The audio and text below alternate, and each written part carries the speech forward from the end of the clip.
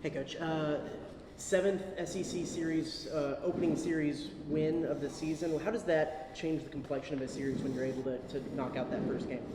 Well, obviously you just need to win one of the next two to win a series. But we've kind of our MO has been to do that and then be not so good on the second day. So that, I don't normally meet with the team after wins, and but that was the message. Is we got to change the mojo on those days. In South Carolina, they pitch off, so they started a reliever tonight, or sometimes and their number one pitches on Saturday and number two pitches on Sunday. So we have our work cut out for us, and we have to flush this game real quick. I thought that Detmer obviously didn't have his best stuff at all. He was laboring from the beginning, but it's always good when you can win when your Friday night guy doesn't do that well. And I didn't think Menefee was very sharp. Obviously, how many times we put the leadoff hitter on? How many walks did we have? We pitched behind the count. But the thing we did, how many double plays did we turn? 3.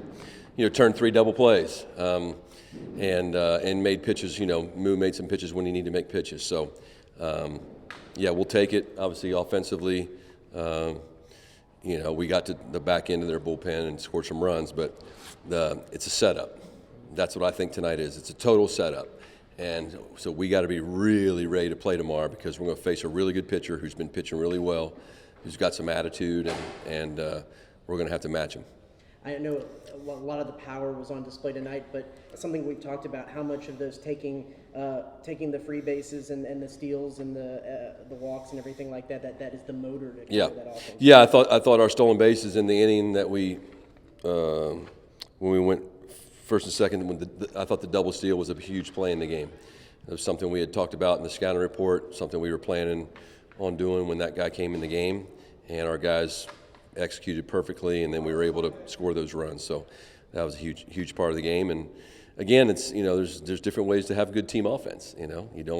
We scored 2 runs the other night in the first couple of innings without the benefit of a hit, and that's a sign of a good offense. And they didn't make errors. They walked us a couple times. We stole 5 bases in the first 2 or 3 innings, and we scored 2 runs. And so we know we can score runs when we get hits and extra base hits, but a good offense is able to score in a variety of ways. I know you don't like to see it against you, but have you seen a whole lot of triple plays in your career? Yeah, no, I can't remember one.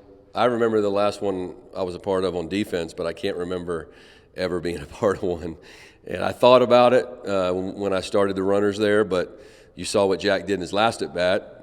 He's not going to swing and miss, right? Unless he doesn't chase out of the strike zone. I didn't think that pitcher had a pitch to get him out with. So you don't normally start him with nobody out, but that was just bad luck. Well, and you're going to talk about the odds, a triple play and a grand slam in one game. Yeah, that's pretty rare. Yeah, triple play, and I'm not sure many teams win a game when you have a triple play against you. I'd like to know the stats on that, but happy for JT to get that ball in the net. Yeah, Coach Dylan Rock, 5 walks today. I believe he tied a single game record Yep. for a single game. Obviously, he leads the team in home runs. So, what does that speak about his mentality at the plate, knowing that he can hit the ball as far as anybody, but can obviously work walks and pass the baton to the next guy? Yeah, he's a complete hitter. He's a complete hitter.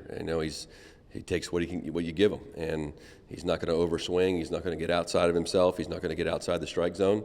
And when he's healthy, he's a little banged up right now, but when he's healthy, he can steal bases. So if they want to put him on, then that just sets the table for obviously Moss and Bost, who's in a good place right now.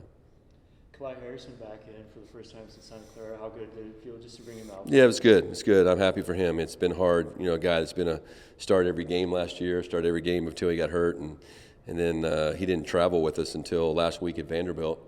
And so, he's a huge part of this program, huge part of our team, and that's tough on a young player to feel not a part of it, when you watch your team on TV when you've been an everyday player. So we're excited to get him. He's not all the way back, but he is ready to, play defense and run a little bit. So just wanted to get him out there on the field. Yeah, Coach, I felt like Brett Minnick had like a really underrated night on the He did. Yeah, set the table for the guys below. It's a great point. He did a lot of extra work this week with Coach Early, and I was good to see him draw that walk against the lefty.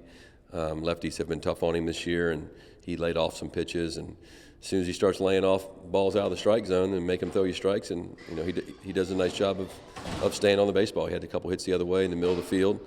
and he's a special player. He can run bases for us too. So Brett's a big part of everything.